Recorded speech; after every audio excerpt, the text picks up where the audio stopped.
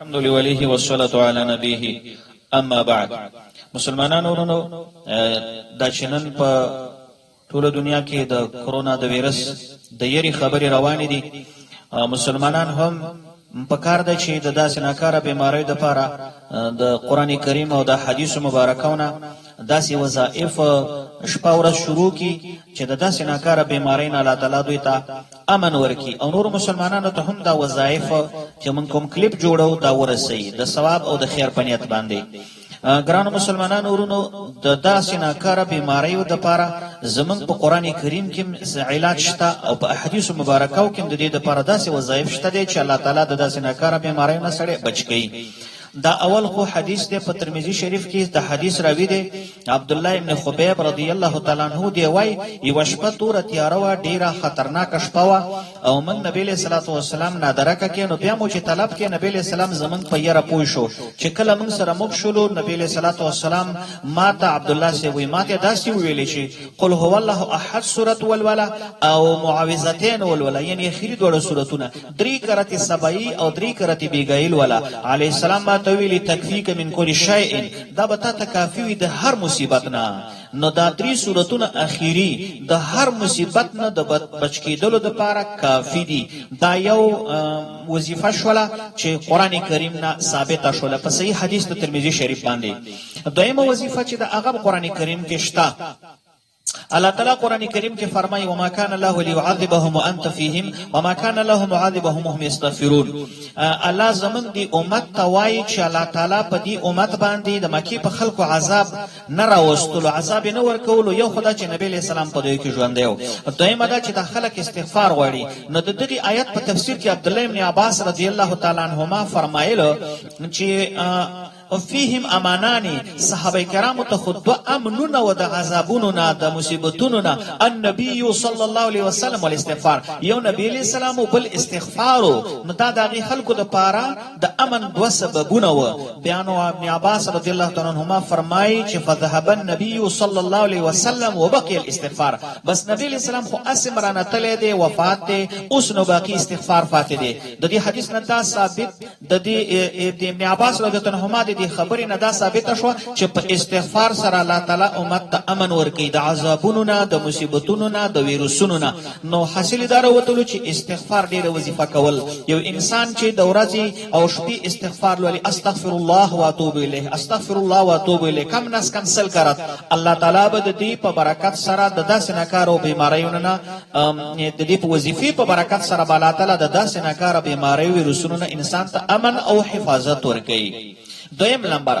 د احادیث مبارکو پر اړه کې هم داسې احادیث ته چې د اغي په وظیفه کولو سره داسې ناکاره بیماریانو نه انسان محفوظ ساتل کېږي. لکه په حدیث پاک کې راغلي دی او حدیث شریف دا په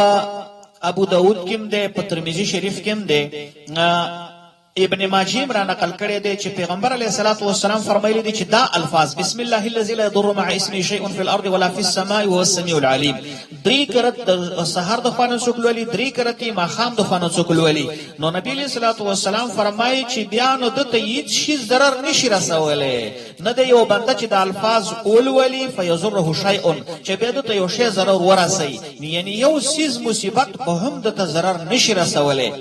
او بیا د دې حدیث راوی هغه باندې ابن عثمان رضی الله تعالی عنہ دې هغه د الله سپالی جوهلو. نو دا حدیث چې دی راوی بیانولو ابان ابن عثمان نو چای دی لاس ته وکړه چې دا خو پالی جوهله. نو هغه ورته ویلی ورور حدیث صحیح دی خو په دغه شپه چې زما دا الفاظ او کلمات مبارکه نو ولوستلی نو زما د الله سپالی جوهلو الله را باندې خپل تقدیر نافذ کې کنه دا حدیث او دا الفاظ په خپل ځای درست دي. په خپل امام قرطبی رحمت الله علیه دې حدیث متعلق وایي چې هاذا خبر صادق صحیح دا بالکل صحیح حدیث ته. بیا وایي ابن امام قرطبی سے وای مصنیت عملت به و ما چې کله نه د حدیث اوریدل دي ما په دې عمل کړي وی فلم يضرني شيء ما ته یو شی ضرر نه رسولې. نو خو وی تاسو وشول چې وشپه مدینه منوره کې شپه و فترکته پریم خودو وی چې پریم خودلو دا کلمات وظیفه می ونکړه فلدغتني اقرب المدینه مدینه کې د شپې لرم مو چې چلم فتفکرت یا ما دې سوچ فکر وکړ چې دا څنګه چل دی ما خو بک وظیفه کوله وای چې فاذا انا قد نسيت ان اتعوذ بتلك الكلمات ما ته یاد شول چې او ما خدا کلمات او دا وظیفه نه دا کړې زکه لړ مو چې چلم نو دغه الفاظ په لوستو سره بسم الله الذي لا يضر مع اسمه شيء في الارض ولا في السماء والسميع العليم درې کرت سحر لوستل درې کرت ما خام لوستل الله تعالی با د دې کلماتو د لوستلو په برکت سره د شپې او د ورځې د مصیبتونو نه انسان محفوظ ساتي دا یو وظیفه د حدیثو پر اړه کې یو بل وظیفه هم په حدیثو کې شته ده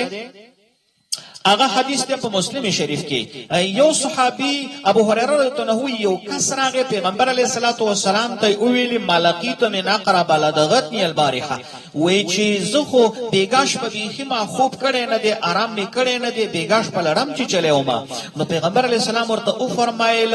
وی لو قلت حين امسيت اعوذ بكلمات الله التامات من شر ما خلق لم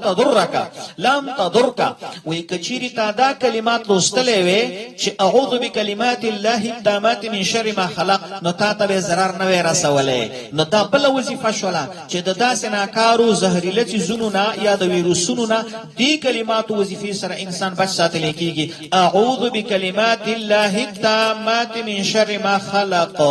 دا بهترینه وظیفه شولا دویمه دریم نمبر یو حدیث دی په مسند احمد کې دی او دا رقم امام ابو داود را نقل کړي رحمهم الله دې کې د الفاظ دي چې سړی د الفاظ وي او نبی له صلوات والسلام بم دا وظیفه کوله اللهم اني اعوذ بك من البرص والجنون والجذام ومن سيء الاسقام یا الله پناني سم پتا سره د برګي مرز نه د لیونتوب نه د جذام نه او د هر ناکار مرز نه نو دا یو حدیث دی په څلورو کلمو مشتمل بهترین وظیفه ده اللهم اني اعوذ بك من البرص والجنون والجذام ومن سيء الاسقام اخیری وظیفه چې په احادیثو کې ذکر ده هغه په ترمذی شریف کې یو حدیث دی نبی کریم صلی الله علیه وسلم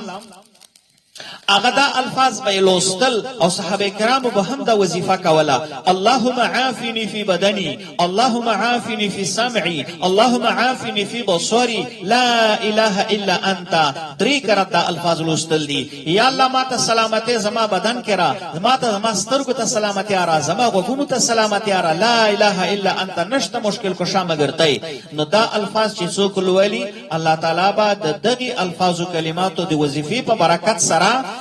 د ناکارا ویروسونو مرزونو نه انسان محفوظ ساتي نو په دې هیله باندې چې مسلمانانو ورونو دغه کوم ځای چې ما ذکر کړ ټولو سکول ولیم ډیره خدا او کنه یو وظیفه پکې راټینګه کینو هم خدا په اخر کې و خبره زده مسلمانانو ورونو سره شریکول غواړم او هغه دا چې دې کې خوشک نشته چې دا د کورونا وایرس چې کوم مشهور دی په دنیا باندې او خطرناک وایرس دی خو د دې وایرس نه یو خطرناک خبره بل ده چې مسلمانان چې په رب ایمان لري په تقدیر او په قضا د رب ایمان لري هغه د دین چې دومره ویریږي کاش کې دومره د رب العالمین نه منګ ویریدلې د کورونا وایرس نه د ویری نه د الله نه ډیره یې پکار ده خو افسوس داده چې مسلمان د کورونا وایرس نه ویریږي چې دا مخلوق دی او د الله نه دومره نه ویریږي چې خالق دی مسلمان باقاعده لري چې بس کیږي د رب العالمین فیصله دي منګ ورته منقادي او تقدیر منګ په سر سترګو په چشم منلې حاصل داده ک کافران په دې بیماری ختميږي مرداریږي نو خو بس هغه ته عذاب دی مسلمان کو په دې اخته کیږي یا به رفع د درجاتو کیږي یا به الله سبحانه و تعالی د ته یو تنبیه ورکړي چې رب السماوات او رب الارض متوجی شه السلام علیکم ورحمت الله وبرکاته